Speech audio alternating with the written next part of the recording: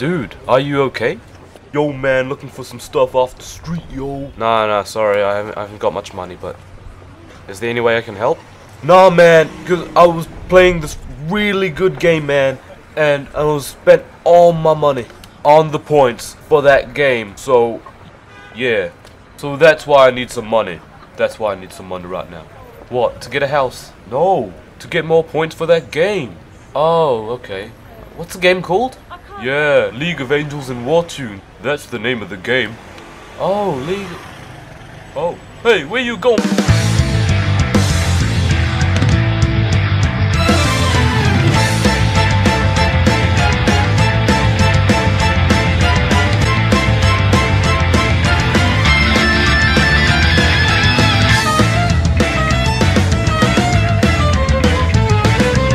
Welcome to Blue Shell, the show where something I review will either get a powerful perk or a hailstorm of blue shells. This week I'm going through two of the internet's most commonly seen games. But is it the most played? Of course it's not! It's League of Angels and Wartune. You may have not even known the game's titles, but you will have seen the ads, unless you've got ad block. Nobody got time for that! They're on YouTube, they're on movie sites, they're on forums, soon they'll be on buildings. This guy's not pleased. Sexy woman as a game's highest selling point. Should I be subtle with my opinions? No, because they're not subtle with their marketing. Your empire is not the only thing that'll be expanding. Do you like your subtlety in small pinches, like sugar sachets from Macca's? Well, guess what? These games dump them in colossal truckloads. So here's the segment where I'm supposed to talk about the history of the games, explain my prior experiences, my thoughts. You know what my thoughts were before I played both of the games? I thought they were crap. And then I played the games. And were they crap?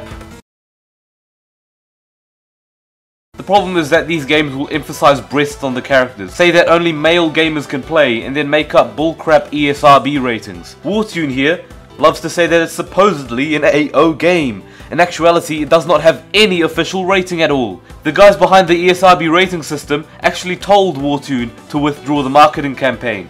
Oh, classy work, guys. Honestly, I have nothing to say about these games' backstories. They're turn-based RPGs you can play online. I mean, it's not like we've seen those before.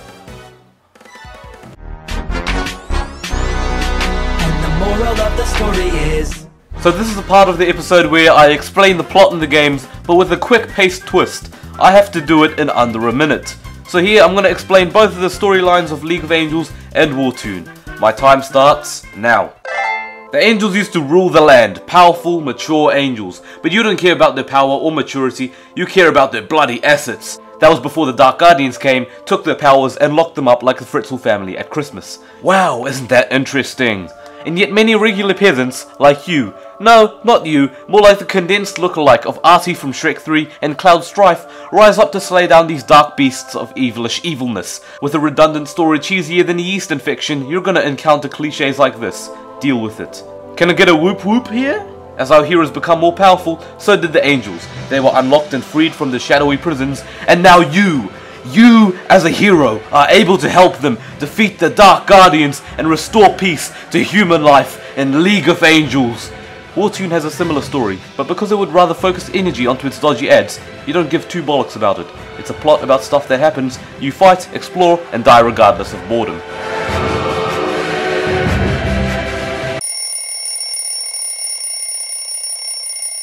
It was a few seconds under time, but it'll do.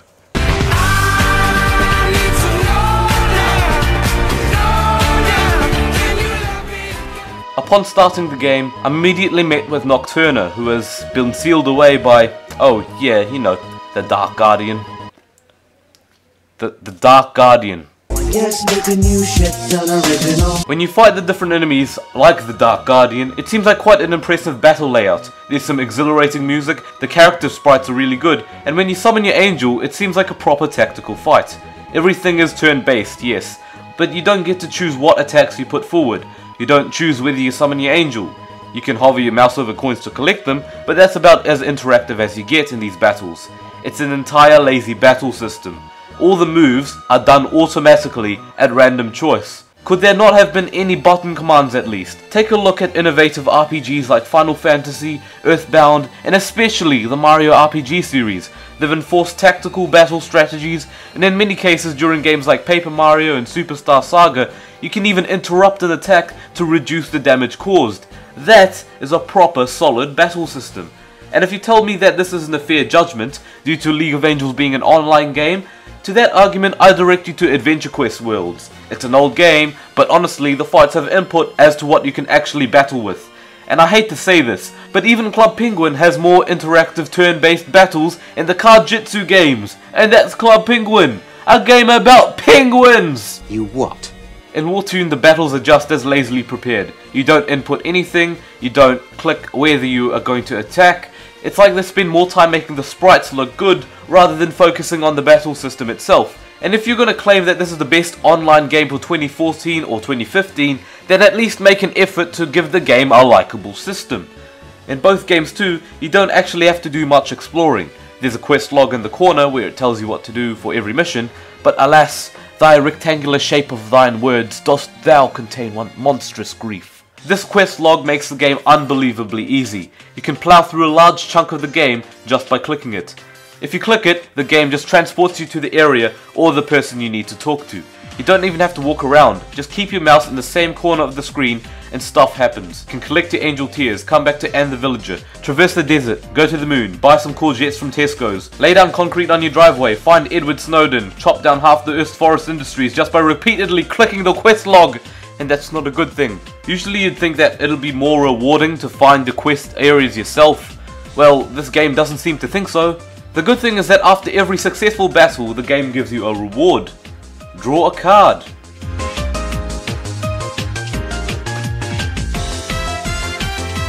How often would you use the rewards? Well, I'm not the most experienced with the game, but considering the lazily plotted style of it all, I doubt you tried using them anyway. This game reels you in with good looking style and designs, but from there just goes downward. When you play a game made out to be as renowned as this, it's like pushing toast off a table. You don't know whether it's going to land butter side down, or you don't know whether it's going to land butter side up. In this game, it lands butter side through the ground and into the Earth's core. My toast always lands butter side up. What?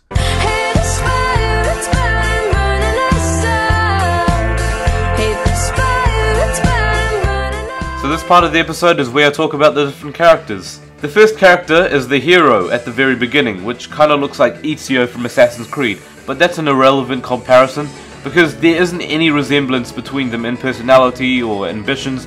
In fact, Ezio, he's a proper character. He has motives, a personality, and a very heartbreaking backstory. But the League of Angels heroes, they're about as bland as vanilla ice cream.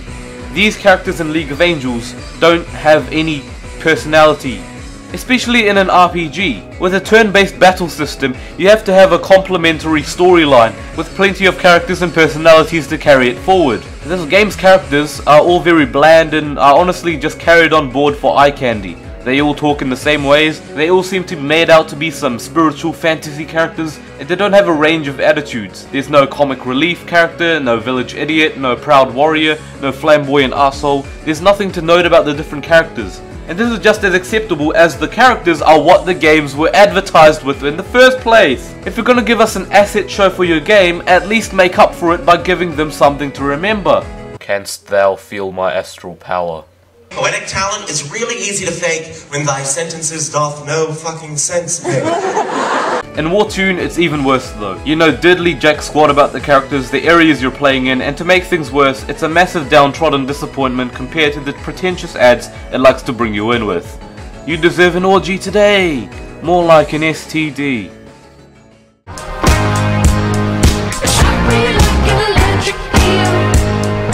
On the standout soundtrack segment, this is a time to address any songs from the soundtrack that stand out amongst all the others. Whilst League of Angels and Wartune seem to have some great background music on the front, in reality I've got some criticisms to hand out, especially for Wartune. Here's a game called The Legend of Heroes Trails in the Sky, which is considered to be very well made, original in its stance, and has a very nice soundtrack. Listen to this track called Cradle Sleeping Thought.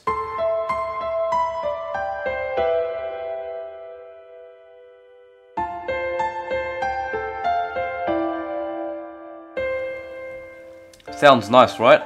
Now, this is a song from Wartune. I think you can see where this is going.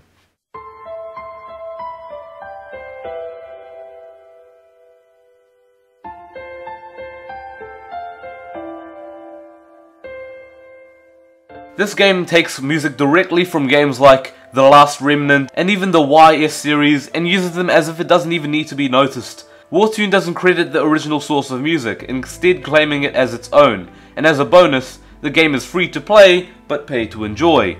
What a piece of tripe. A total cut of placenta. What does placenta even look like? This is what it looks like. That is hard. Do you know what? I got it for you, Pixie.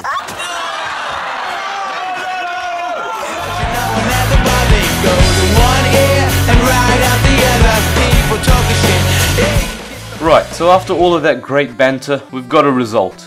League of Angels and Wartune, what will you deserve?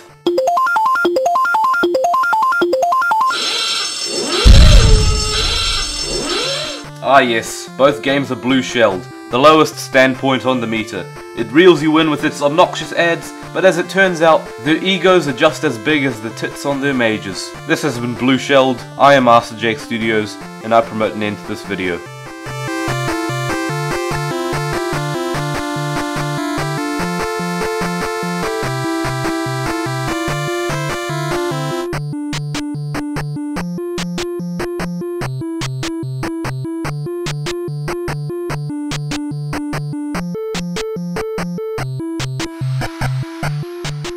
I love Kirby's Block Ball.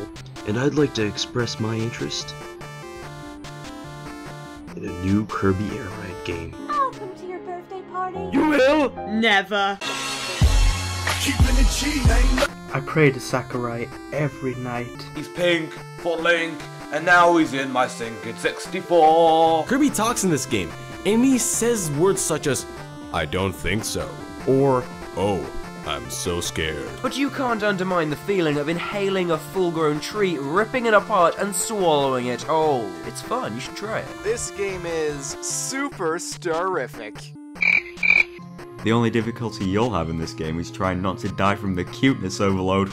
No, I'm not saying Yoshi the Mario dinosaur is rapping. Like, Antonio didn't go to the Mushroom Kingdom, meet Yoshi and then say, yo man, I was just wondering if you could write some words and that'd be cool, yeah. And then Yoshi went to the studio, recorded some lines and made a song that goes like... No, there's an actual rapper called Yoshi. Give a fuck about your feelings, so I don't care. Sorry, I think one of my hearing aids broke.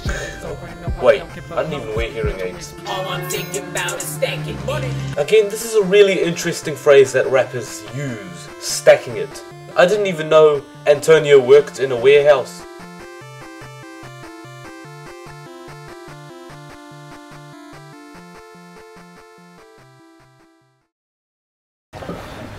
Man, I gotta get some money for that game. What was this?